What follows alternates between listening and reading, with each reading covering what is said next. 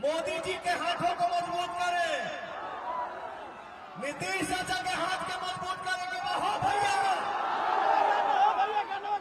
जब द्वापर युग में श्री कृष्ण ने महाभारत को नहीं रुकाया, उसी प्रकार से अब युग में जो कि भाइयों भाइयों में ही लड़ाई हो जा रही है। जी हाँ दोस्तों, मैं बात कर रहा हूँ भोजपुरी इंडस्ट्री के सबसे बड़ी कलाकार पावर स्टार पवन सिंह और उनसे जुड़े हुए सभी कलाकारों के बारे में। आप लोगों को मैं बता दूं, जिस तरीके से राजनीति में पावर स्टार पवन सिंह और उनके साथी यानी कि खेसारी लाल यादव अलग अलग पार्टियों से जिस तरीके से उतरे हैं, अब वो लोग दोनों लोग अपने आमने सामने जिस तरीके से वार्तालाप कर रहे हैं, जिस तरीके से स्टेज शो कर रहे हैं, उस तरीके से अब नहीं लग रहा है कि भोजपुरी इंडस्ट्री अब कभी भी सुधरेगी। आप लोगों में बता दूं, जिस तरीके से पावर स्टार पवन सिंह अपने चुनावी मैदान में इस तरीके से बोला है कि जिस तरीके से नहीं बोलना भी चाहिए उन लोगों को, लेकिन वो अपने बारी से इतनी ज़्यादा लोगों को प्रभावित कर दिए हैं और उनको इतनी ज़्यादा बोल दिए हैं कि जो कि भोजपुरी इंडस्ट्री अभी तक बर्बाद ही थी, जो कि बर्बाद ही हो गई है। जिस तरीके से भोजपुरी इंडस्ट्री अब उजागर होने वाली थी, उस तरीके से अब भोजपुरी इंडस्ट्री अब आगे नहीं बढ़ रही है। आप लोगों को मैं बता दूं, जिस तरीके से भोजपुरी इंडस्ट्री में अब गाने आते थे, गाने भी आते थे और उनके फिल्मों भी बनाई जाती थी, लेकिन उस तरीके से अब मूवी और गाने नहीं बनाया जा रहा है। जो कि अब लोग इस कहानी पे अब आ गए हैं कि गाने से ही उन लोगों को अब आगे जो कि प्रोजेक्ट मिल जा रहा है, जो कि अब जो कि फिल्मों से नहीं मिल पाता था। जिस तरीके से मैं बता दूं कि उनके भोजपुरी इंडस्ट्री के जितने भी गाने वल्गर होते हैं, उसी प्रकार से उन लोगों का दिमाग भी होता जा रहा है।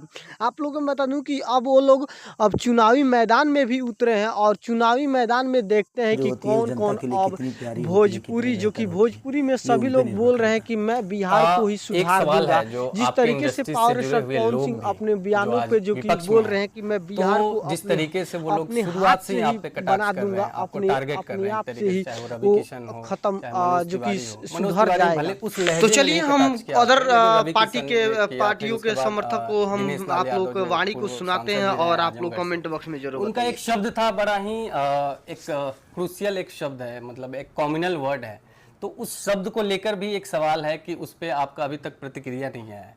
जो एक शब्द है जिसे मैं अभी माइक के सामने भी नहीं बोलना चाहता हूँ उस शब्द को, लेकिन उस शब्द से आपको आपत्ति है, या एक तरीके से देखा जाए तो उस इंडस्ट्री से जुड़े हुए जो लोग हैं जिनको आप बड़े भाई भी मानते थे, आज भी मानते हैं, कल भी मानेंगे, तो एक दुख नहीं होता है कि हमारे इंडस्ट्री के लोग आज हमारे साथ नहीं है, भले वो अलग पार्टी में है? देखिए, मेरे दुख का विषय नहीं है। मुझे लगता है कि उनके शब्द से मैं ना बड़ा हुआ हूँ और ना ही उनके शब्द से छोटा होने वाला हूँ मैं जी। क्योंकि मेरे जीवन में मैं शब्दों से नहीं बना हूँ, कर्मों से बड़ा हूँ। मैं करके बड़ा हुआ हूँ और मेरा कोई गॉडफादर नहीं है जी।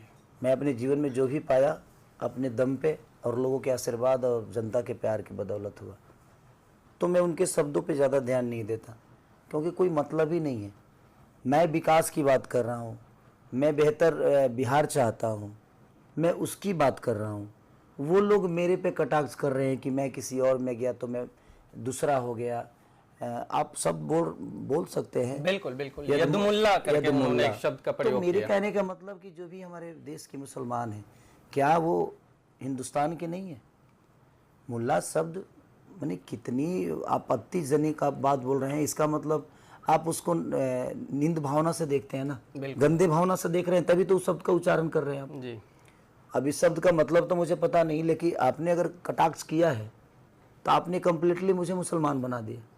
मैं हिंदू भी हूँ, मैं मुसलमान भी हूँ, मैं हिंदुस्तान में रहता हूँ। हिंदुस्तान में रहने वाले चाहे वो हिंदू हो या मुसलमान हो, सिख हो या ईसाई हो, हम सब एक होके हमेशा से रहें। ऐसा नहीं कि हमारे गांव में मुस्लिम भाई लोग नहीं हैं जी। हम तो कभी नहीं लड़े, इसी तरह हमें सरकार लड़ा दी। हम तो कभी झगड़ा नहीं, उनके ईद में भी जाते हैं, वो हमारे छठ में भी आते हैं, वो भी हमारे होली में आते हैं, वो भी हमारे दीपावली में आते हैं। उनके हम मुहर्रम में हिस्सा लेते थे, पहले गदगा भांजते थे हम लोग जी। तो बात वहाँ है ना कि धर्म के नाम पे, मंदिर मस्जिद के नाम पे जो वोट लेते हैं, लोगों को लड़ाते हैं, मुझे उनसे प्रॉब्लम है। मुझे किसी इंसान से प्रॉब्लम नहीं है। सारे मेरे बड़े भाई हैं। क्योंकि आप सिनेमा भोजपुरी इंडस्ट्री में आप देखेंगे तो एक दिनेश लाल निरहू का एक फोटो भी एक वायरल हो रहा है सोशल मीडिया पे, जिसमें वो एक मुस्लिम गेटअप में वो वॉक कर रहे हैं एक मजार पे। तो वो तो एक संस्कृति है, जमुना तो गंगा मेरे जमुना कहने का तहजीब देखिए, मेरे कहने का मतलब कि आपको इतना ही प्रॉब्लम शुरू से है, जी तो आपने वो सीन क्यों किया? आप शुरू से जो इतने आप संतवादी हैं, तो आपको शुरू से इस चीज़ का ध्यान रखना चाहिए। बिल्कुल। मैंने आप किसी पार्टी में गए, उसके बाद आपको पता चला जे आप सनातन हैं, जी उससे पहले क्या थे? फिर आप उस मुस्लिम धर्म के एक्ट क्यों किया? आपको नहीं करना चाहिए फिर। बिल्कुल मेरे कहने का मतलब कि अचानक से आपके अंदर हिंदूवादी कहाँ से आ गया? पहले तो नहीं था ये, जी अचानक से आप। और जो भी उन्होंने सिनेमा में जो भी रोल किया है, तो मुस्लिम गेटअप में उन्होंने जो काम किया है, तो भाई आपको नहीं करना चाहिए था। जब आप शुरू से ही हिंदूवादी थे, बिल्कुल आपके खून में हिंदूवादी था, जी तो फिर वो सीन क्यों किया, वो रोल क्यों किया? आपने नहीं करना चाहिए था। बिल्कुल। तो आप वो रोल करते हो, किसी के मजहब को नमाज पढ़ते हो, उसके बाद आप बोलते हो कि नहीं वो मुल्ला शब्द ही आपके लिए गाली हो गया, गाली बन गया, और उसका सही एक इस्तेमाल भी किया जा रहा है। इस्तेमाल आप गंदे तरीके से आप इस्तेमाल कर रहे हो उसको। माने जो मुस्लिम है इस देश के नागरिक नहीं है क्या? बिल्कुल है भाई, यहाँ हिंदू और मुस्लिम की बात ही नहीं है, यहाँ बात विकास की हो रही है। ये लोग अपने शब्दों के साथ मुद्दा को कहीं और लेके जाना जो आपके भाई और जो बिहार को चेंज करने निकले हैं तेजस्वी यादव, वो भी विकास की सिर्फ बातें कर रहे हैं, रोजगार, पलायन रोकना और इन सब आप चीजों पे। देखिए एनडीए के किसी नेता से मुझे प्रॉब्लम नहीं है, उनके विचारधारा से मुझे प्रॉब्लम है। मुझे हर आदमी मोदी जी के हाथों को मजबूत करें, नीतीश चाचा के हाथ को मजबूत करेंगे। वाह भैया, एक बार चारों तरफ से बोलना जा भैया। एनडीए सरकार जिंदाबाद, एनडीए सरकार जिंदाबाद।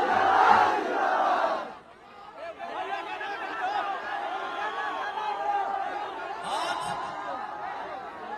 एक खुला मैदान में पवनमा खड़ा होके इस मंच से आप सबसे वादा के रूप में एक भीख मांग रहा है कि आप लोग राकेश रंजन ओझा के साथ बड़े